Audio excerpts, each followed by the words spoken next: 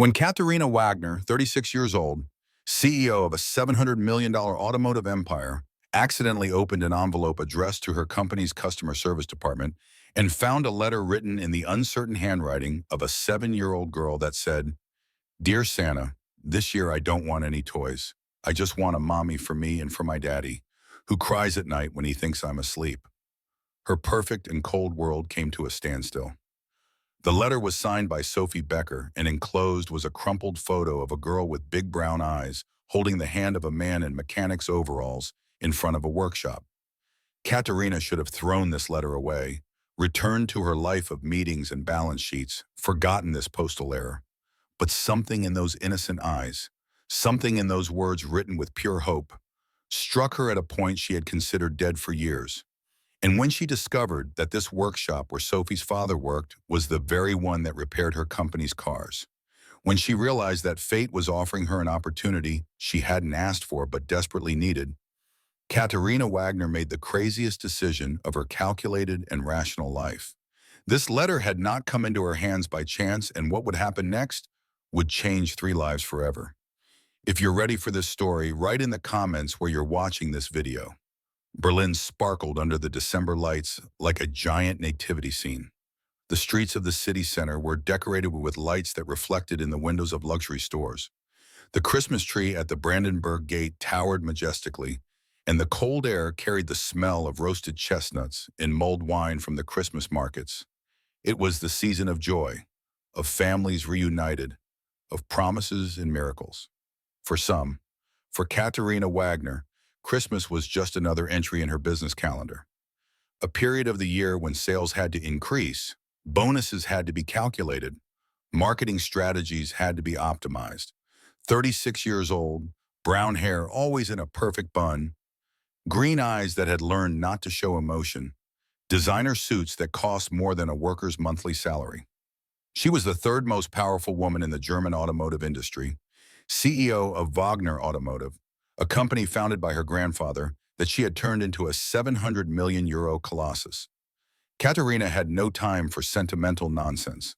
She woke up at 5 a.m., did an hour of yoga in her penthouse overlooking the Tiergarten, and arrived at the office at 7 a.m. Her days were an endless sequence of meetings, video conferences, contracts, and strategies. She came home after 10 p.m., ate a salad in front of the computer, slept for 5 hours, and started all over again. She had no family. Her parents had died in a car accident when she was a child, leaving her as the heir to a crumbling company that she had saved by working 18 hours a day for 14 years. She had no real friends, only colleagues and useful acquaintances. She hadn't had a romantic relationship in years, only occasional dates with men from her circle, which always ended the same way. She was bored. She felt intimidated by her success. Her life was perfect on paper. Rich, powerful, respected, feared, but empty in ways she refused to admit, not even to herself. That afternoon in mid-November, Katerina was signing documents in her office on the 20th floor of Wagner Automotive's headquarters when her assistant came in with a tray of correspondence. There were contracts to review, reports to read, invitations to charity events that she would decline as usual, and in the middle of it all, a white envelope addressed simply to Wagner Automotive Berlin. Normally, the assistant would have filtered the correspondence, but this envelope had accidentally ended up in the pile. Katerina opened it absent-mindedly while listening to a business podcast, expecting the umpteenth sponsorship request or customer complaint. Instead, she found a handwritten letter on a checkered sheet torn from a school notebook. The handwriting was the uncertain scrawl of a child, with some letters larger than others and the occasional spelling mistake. And the words she read hit her like a punch in the stomach. "Dear Santa, my name is Sophie and I am 7 years old. This year, I don't want the Barbie doll or the games that my classmates want. I only want one thing, a mommy. My dad says that my mom is in heaven with the angels, that she is looking down on us from there and loves us. But I wish she were here. I wish she would comb my hair in the morning like Emma's mom.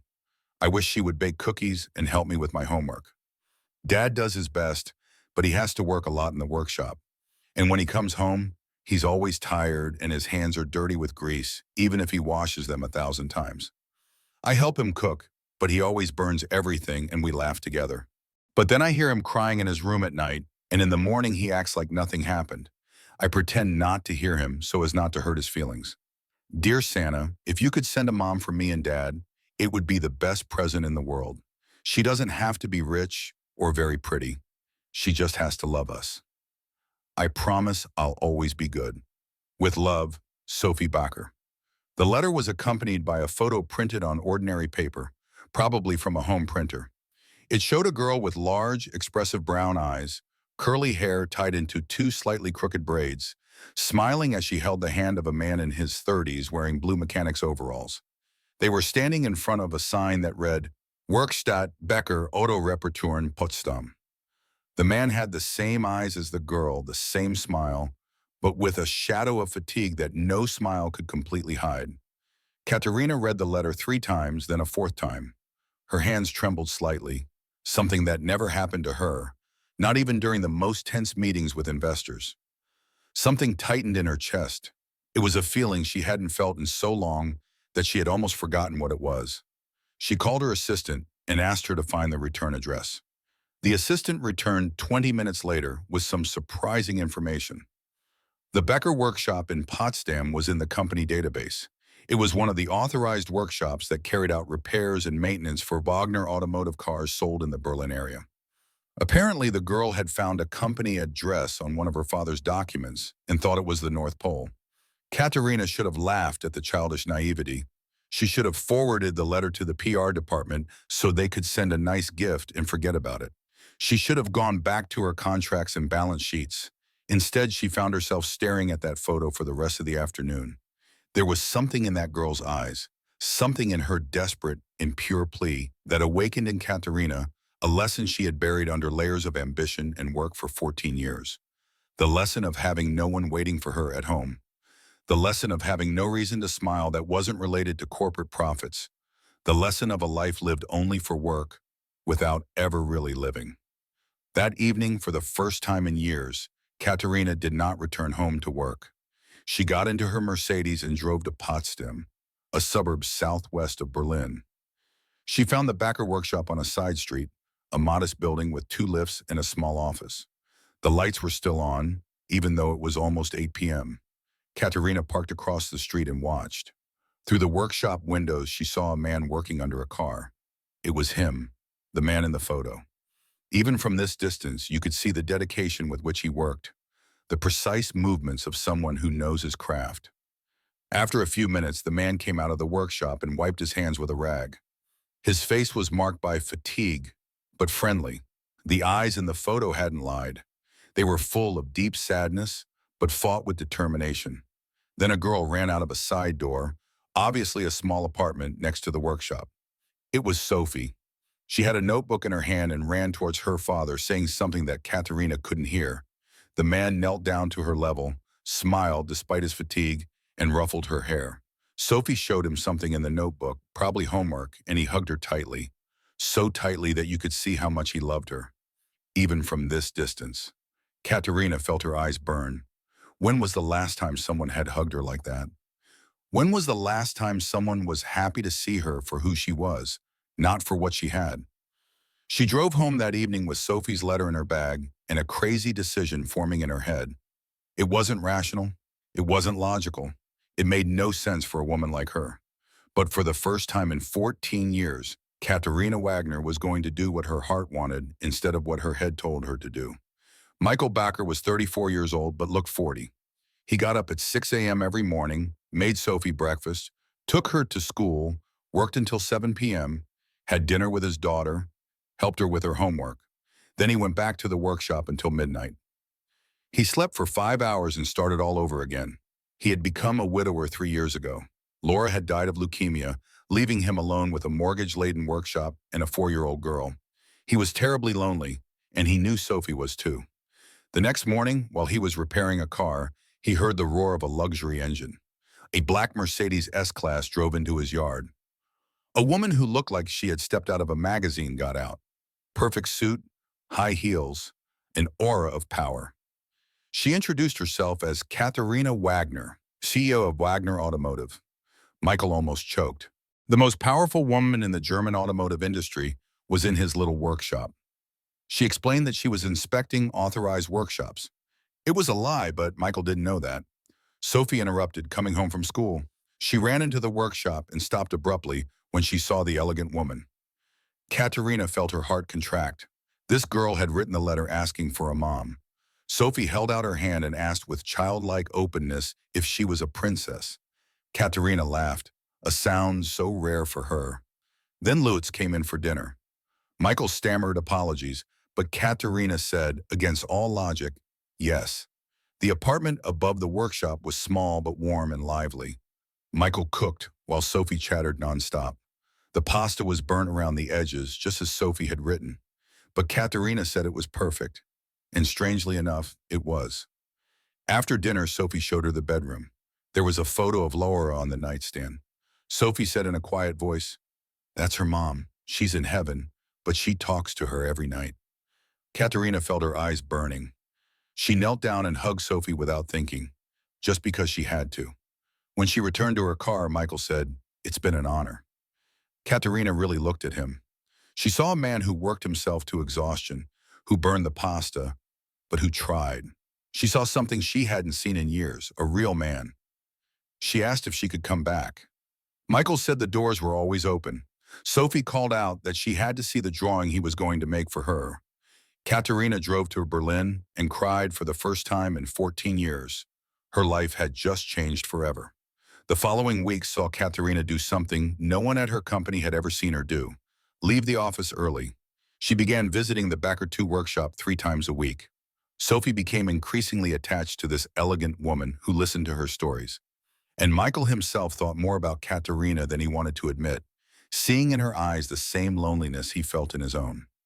One evening after Katerina had taken Sophie shopping, the two of them stayed behind in the empty workshop and talked. For the first time, they really opened up to each other. He told her about Laura, about the cancer, about the lessons she had left behind. She told him about her parents, how she had buried the pain and ambition, about the empty nights in her penthouse, and then she told him about the letter, how it had come into her hands, how it had moved her to come. Michael laughed in disbelief. Sophie had written to Santa Claus and received this. But an urgent call from the vice president interrupted everything. In an instant, the warm woman disappeared, replaced by the ice-cold CEO. Katerina left with a formal apology, leaving Michael confused. In the days that followed, the visits became less frequent. Do you like this story?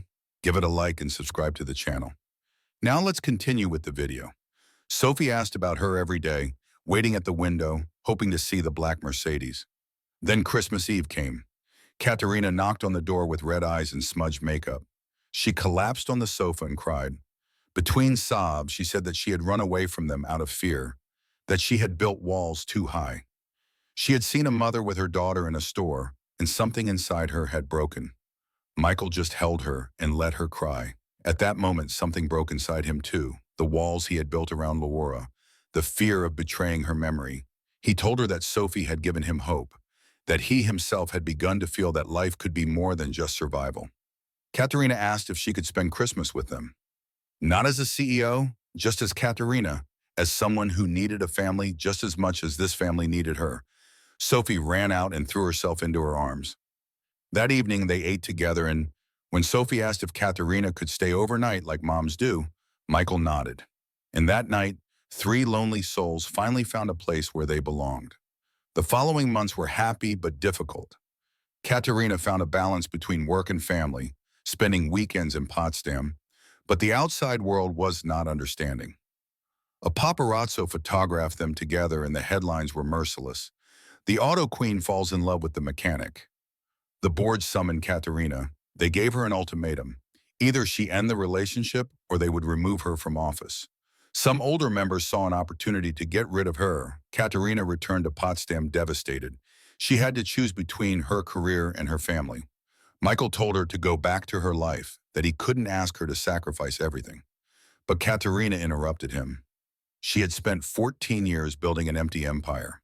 With them, she had found a purpose, a meaning, love. They made a decision together. Katerina would confront the board without hiding who she had become. The meeting was epic. Katerina appeared with Michael by her side. She showed figures that proved a 3% growth under her leadership. She spoke of integrity and merit instead of classism. She said that if the board wanted to fire her because she loved an honest man, then maybe it wasn't the right company for her. The vote was close, but she won on one condition. She had to prove that her personal life would not interfere with her work. Katerina accepted. She worked hard, but this time she was not alone. Michael's workshop flourished with new contracts. Sophie finally had the complete family she had asked Santa Claus for. But just when everything seemed to be working out, the final complication arose. It was May when Helga, Laura's mother and Sophie's grandmother, arrived unannounced from Bavaria with a suitcase and a determined look on her face. She had heard about the new woman in the newspapers and decided to intervene.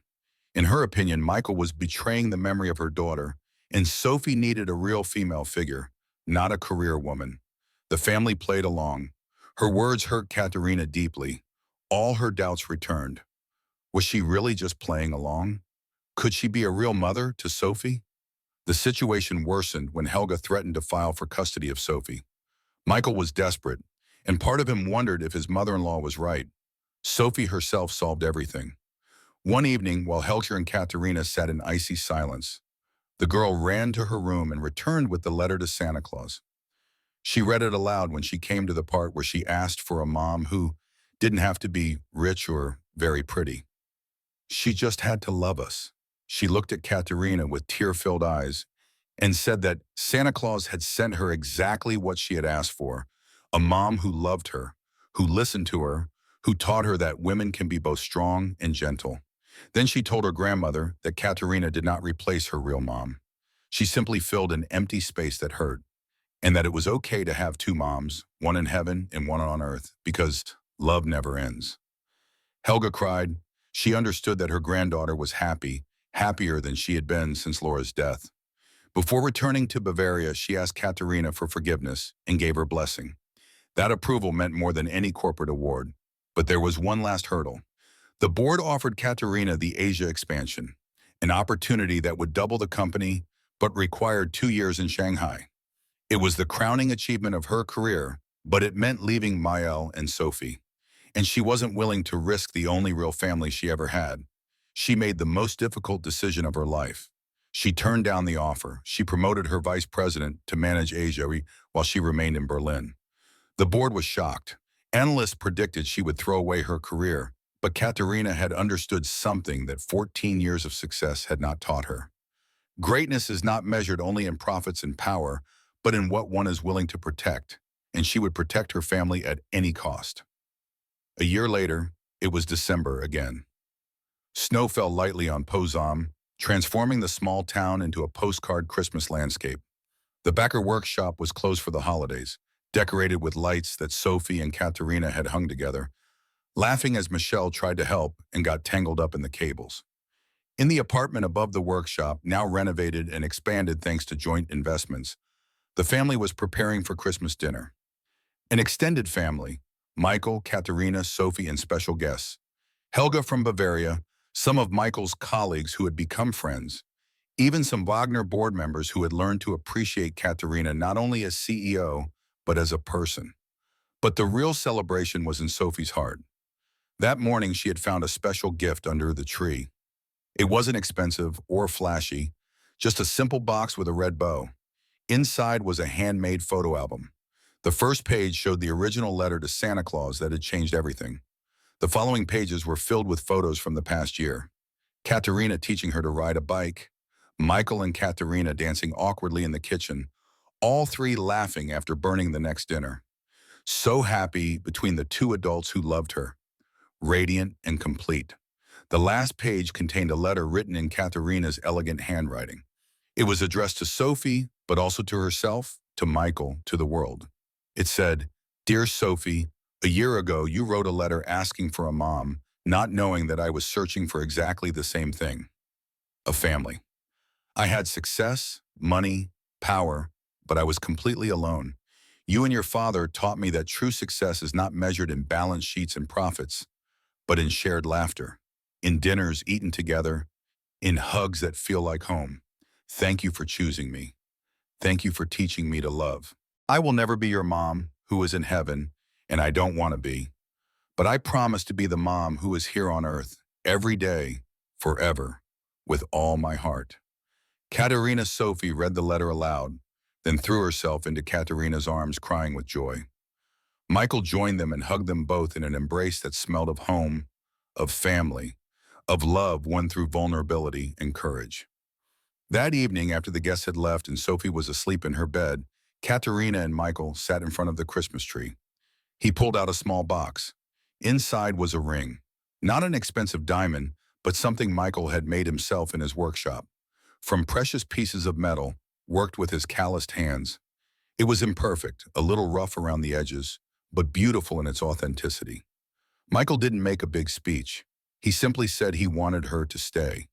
Not as a guest, not as a part-time girlfriend, but as his wife, as Sophie's mother, as the missing piece in their family puzzle.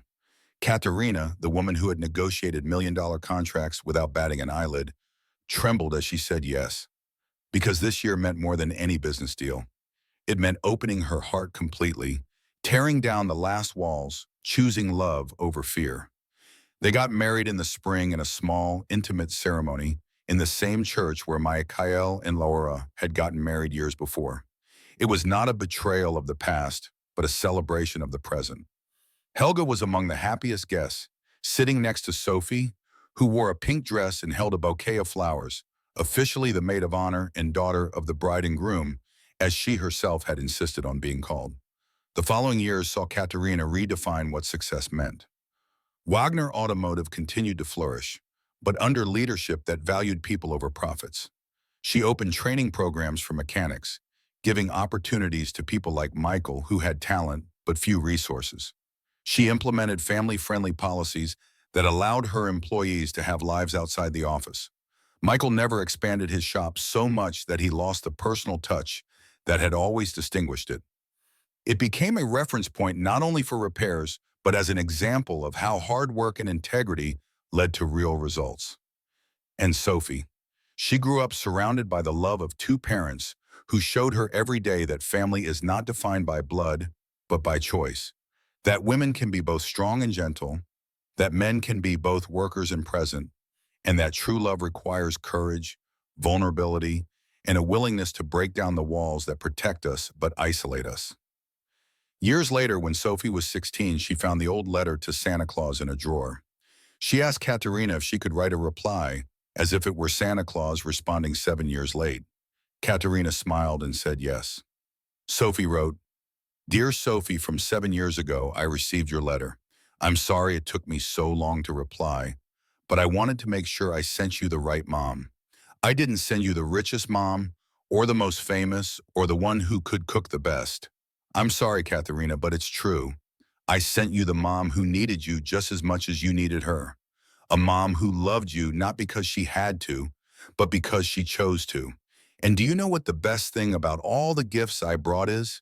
It's that the real gift wasn't you to her or her to you. It was that you saved each other with love, Santa Claus and Sophie from the future, who knows that miracles exist if you have the courage to write letters."